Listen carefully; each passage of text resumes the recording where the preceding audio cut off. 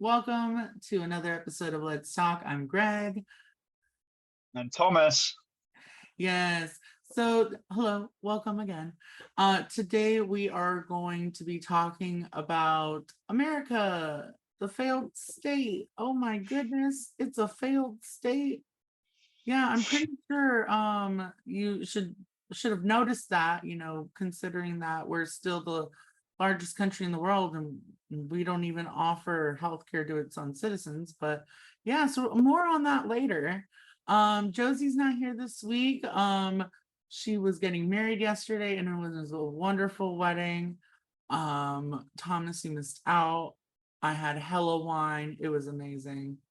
And it was so beautiful. But yeah, congratulations, Josie.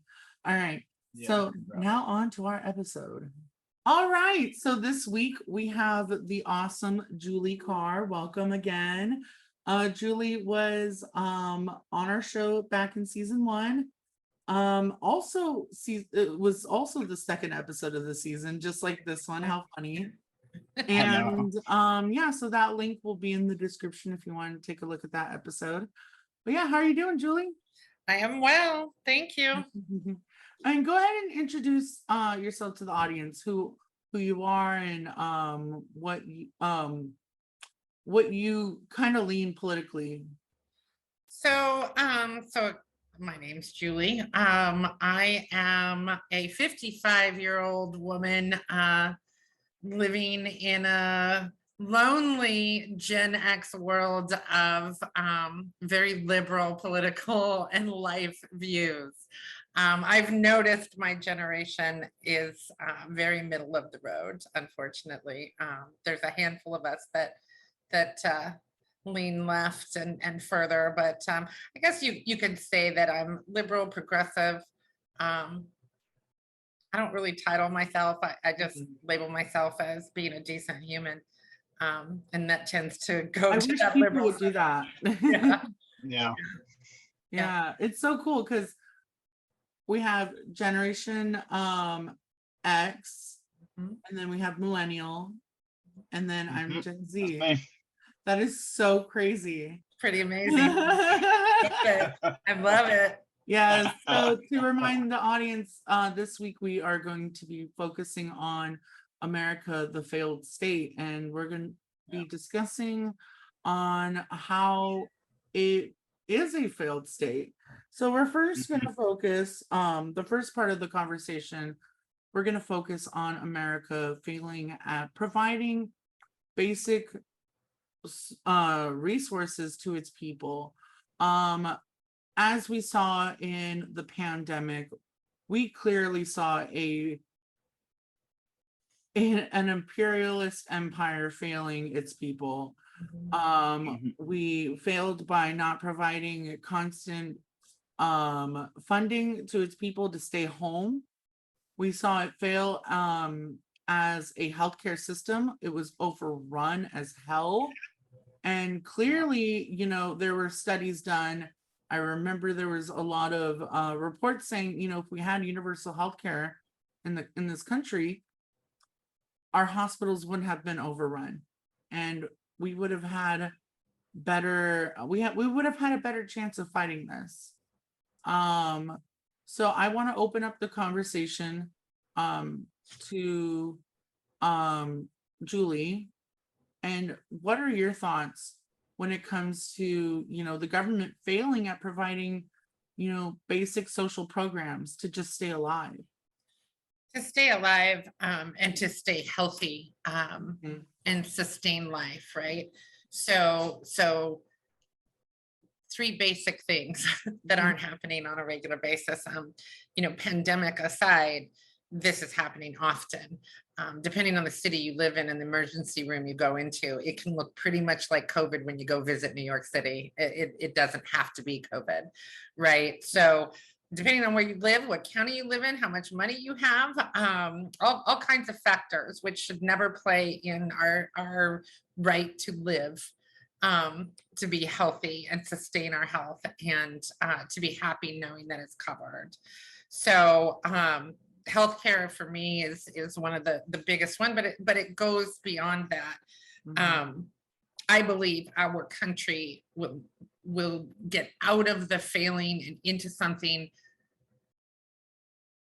really robust and quickly with universal health care. It solves a lot of problems, whether it be health, happiness, sustainability, it's financial, it's Yeah. emotional, it's all Yeah. kinds of things. Mhm. It is, we're tied to corporate America, finding that job that gives good benefits, right? And then you have small business that don't have the power to give great benefits, so they don't get the top talent, and it goes all over the place. There's tons of us that want to open our own business, but healthcare is too expensive. I can't leave my job. This is horrifying, right? And that's a whole Yeah. probably another show. Mhm. But then you can drill down and think about power, lights, right? Air conditioning, heat. How are we making money on these things that should be a social program? Childcare, knowing that our housing cost is so high that even if you're in a blended family that has two providers, you still have to pay that childcare, and that's not affordable, right? So, and we can go into housing as well as another one of those basic needs. So Yeah. we're failing miserably, I would say, to people that are doing what America tells them is the right thing and not making it. Yeah. Maybe it's the right thing, but I couldn't afford my insulin this month. Like, That is insane. That is literally Yeah. insane. I did all of this right, but because I had to buy my insulin, my cat is not going to get to go to the vet and it's passing away. Or because I did this, my daughter doesn't get to have ballet lessons like her two neighbors. I mean, there's and that's where the happiness and the mental part of it goes into a balance. It's not because it shouldn't be you're privileged to be in ballet class or take your cat to the vet. Oh, go ahead, Thomas. And I was going to go to you, especially since, Thomas, you're from the UK and they are better when it comes to social programs, considering that both healthcare and education are free. But go ahead. I was going to say, I think the problem with America's healthcare system is it's not a preventive healthcare system. It's almost like you wait till the last minute because you have to, or you're forced to financially.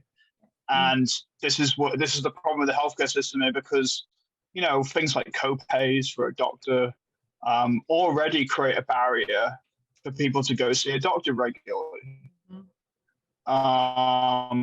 And then the type of copay depends on what they're treating you for, which is another barrier, because it's like, well, the copay could change based on the medical condition they're trying to diagnose you with or trying to treat you with.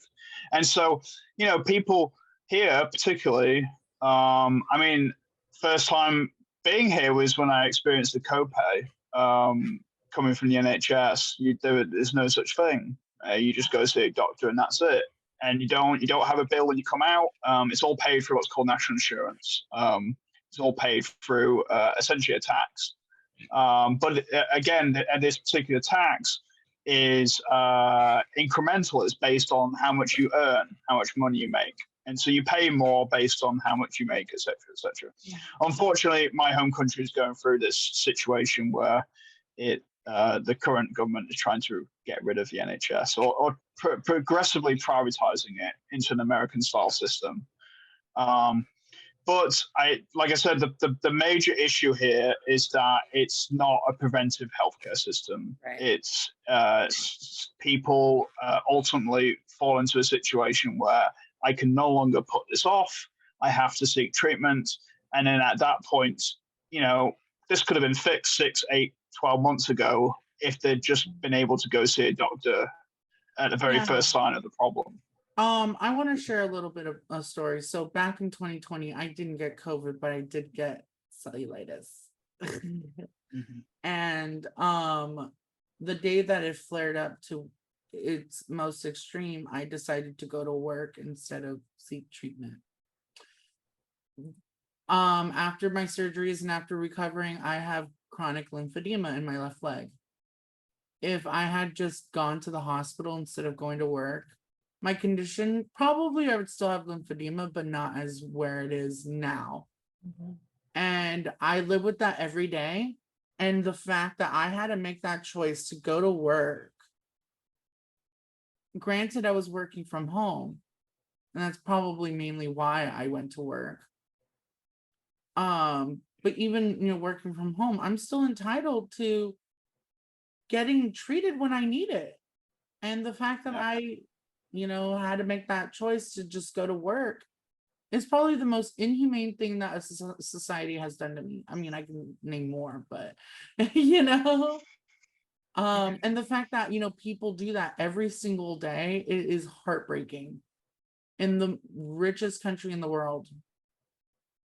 But I open it again, whoever wants to jump in. I was going to say oh, sorry, Julie. No, go I was ahead. just going to say the problem with the American system is they're treating healthcare like another commodity, like it's another insurance plan. Like you just need like a homeowner's insurance. Like you're just treating it like another product. Yeah. And the problem is that this product is a basic need, and when it's a basic need, it's either you get treated or you die. And when you're left with those two options, like you know what I mean, you create a situation where you can't just choose not to buy the product because you need the product. Like it's like other things like water, other things like housing. There's just some things where if you leave it to private enterprise or the private marketplace, they know very well that this product or this particular service is in not just high demand, but it's like a basic utility. And I mean, this goes into a big conversation about basic utilities being for profit. But essentially, you've created a system where you can extort people legally, because it's either that or I'm sorry, but you're gonna die. So this is a problem. Julie, did you want to add on? Well, I mean, the fact that I have to work versus go, because if I don't work, I can't pay my rent. So I can't take care of my health, or those that can take off work, but they can't afford the 40 copay because that means they're $40 short on rent. And then it's $150 late fee, right? Like it's all relevant. I'm just going to give you a little bit of inside information in corporate America right now, what they're doing with benefits. They're having you do your blood work and giving you a point system based on your blood work and your body measurements and your weight. They can't discriminate on pre-existing conditions, but you can go into a tier. So if your blood work and weight and all that comes back great, you're in the gold tier and you have a small premium. If it's not so great, you're in the silver tier and your premium's a little more. And if you're really bad, you're paying the biggest premium going. So they covered their ass on the pre-existing condition. That is so against the ABLE Act, and they figured out a way, and that is so ableist. Now you can get more points by losing some weight, getting on a program for your blood work, but you can't change diabetes. I have high cholesterol, but it's not for anything except for it runs in my family. My sister has high cholesterol. She's got body fat of -2 and she's a vegetarian, right? And she has high cholesterol. It runs in our family. So I will always be in the silver at the highest with the company I work for. So you see the problem with leaving it to the private market to deal with the situation, because inevitably they need to keep increasing profits. And how do you do that year on year on year? You make it as difficult as possible for people to get claims on healthcare. That's how this insurance system works. Correct. That's the way they're going to keep building their profits and keep push. There's only so much they could do to build the margin. So this is the inevitability of it all. Yeah. Yeah. So now we are going to switch the conversation over to how America kind of feels as a democracy and its justice system in general. Our democracy, I believe we are now currently ranked 25th. Yeah, I saw that article. Yeah. 25th in the best democracy in the world. That's funny. Freedom, baby. Kind of like technically like the first in the modern world. That's kind of sad. I just want to know how, and I feel like the world was brainwashed to think that America is so fantastic. Oh yeah. And that was part of the whole like American dream, the idea of it's like fighting off, Britain being the biggest, country in the world at that time, like don't get me wrong, like that shit can be inspiring. But like the framers of the Constitution, they were smart men.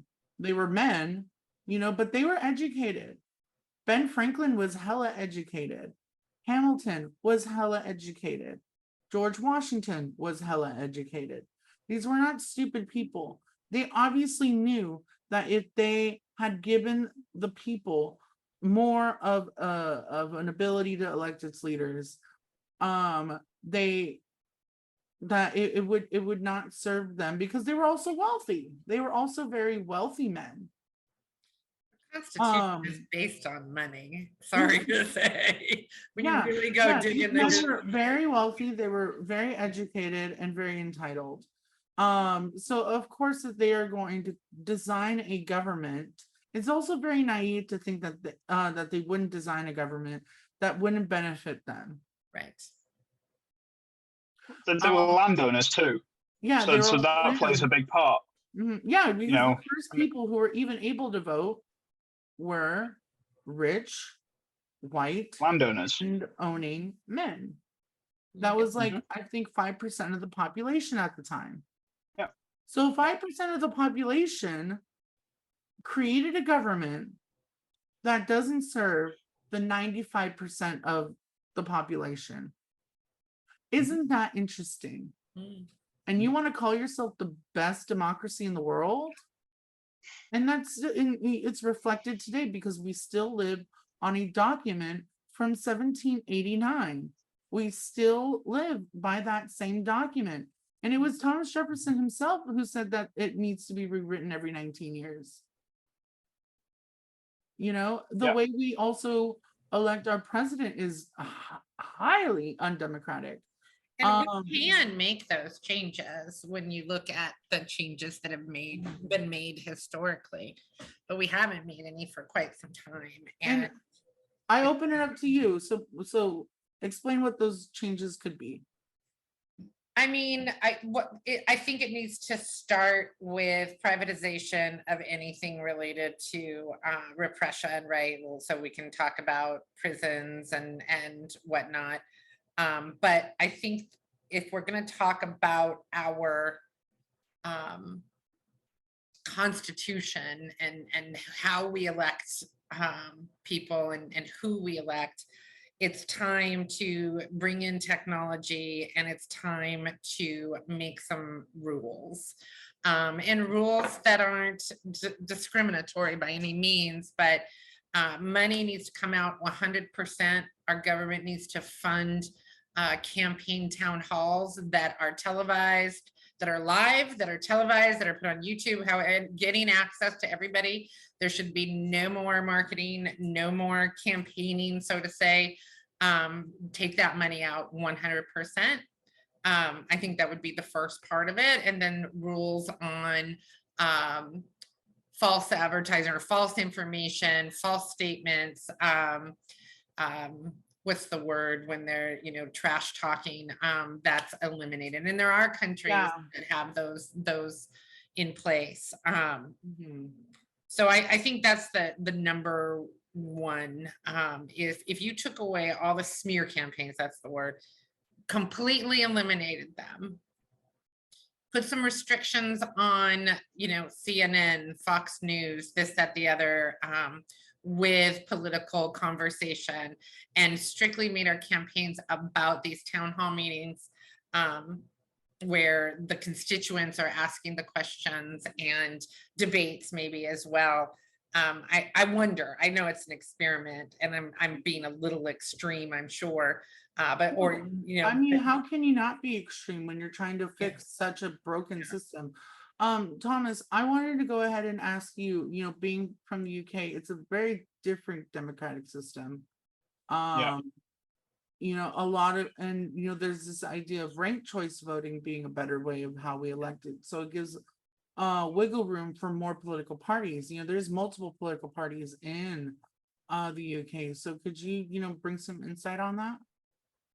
I think what it really comes, America particularly is the way that money is a driving factor in who gets elected, and I think that all started with, I think it expanded significantly with Citizens United, but with England we have a parliamentary system, and the biggest difference is you're not necessarily voting for the person, you're voting for the party, and you're voting for the party platform.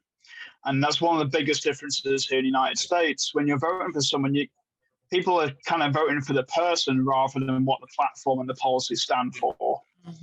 And so in the UK, you have an MP system, and you vote based on the party and the platform they align with. We do still have a first past the post system, which is entirely broken in the United Kingdom. It's still a broke. It's very. The US has I believe, gerrymandering and various other things that are occurring that are essentially creating a first past the post system where, it's all based on the way you draw the constituencies. So that's entirely broken. I don't know. I think the first step to relieving the pressure of elections in the United States being completely and utterly taken over by people with vast amounts of wealth is overturning Citizens United. That's the very first thing that needs to happen. I don't see it happening, especially with the Supreme Court. So, you bring up the Supreme Court, and I want to turn the conversation over to the Supreme Court. The Supreme Court is a very highly undemocratic branch of our government. It is made up of people who are not elected but appointed by a president who is arguably not elected, and they serve for life. And there's only 9 of them, and and it's a matter of time. We see what's happening. We saw it during the Reagan years where the norms started to bend. Obviously in 2016 they were thrown out the window. Norms aren't laws. right like they're not. But when you look at Reagan's administration and then that party, and they slowly but surely methodically started figuring out how can we unbalance that. They didn't care if it took 5 years or 50 years. They've been unraveling this whole system for a lot of years, and here we are. Look at FDR. Oh, go ahead. Sorry, Julie. No, go ahead. I was going to say, look at FDR and the fact that they completely changed how many terms a sitting president can sit, purely because it was all because FDR. Yep. And the fact that people just kept electing him, and there's a reason why people kept electing him. Imagine that. But, so I think the problem is America and a lot of Western countries do this, where they're so hell-bent on having, all these different options, and, America has this two-party system. The main issue is the class that's representing those however many parties or systems there are in a country. If all these parties don't offer a class consensus that isn't representative of yourself, then where do you go? You can't go anywhere. And so you've already got an undemocratic system because you've got no one vouching for, 50% of the population, because the platform does not align with 50% of the population. Yeah. And so that's the biggest issue.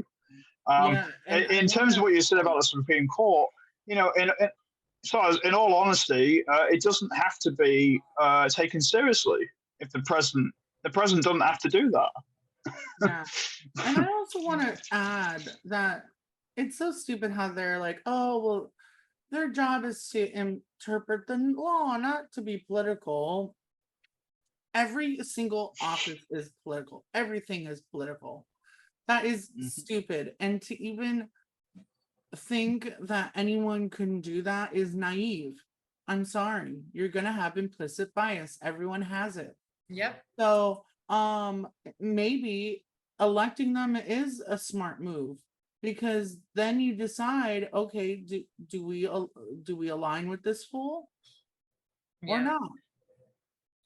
I think that there should be more criteria to becoming a Supreme Court justice. I think we Yeah, should Amy raise Coney that Barrett has bar. like 3 years on the bench. Right. And what's his name? The little rapist. I don't Which one?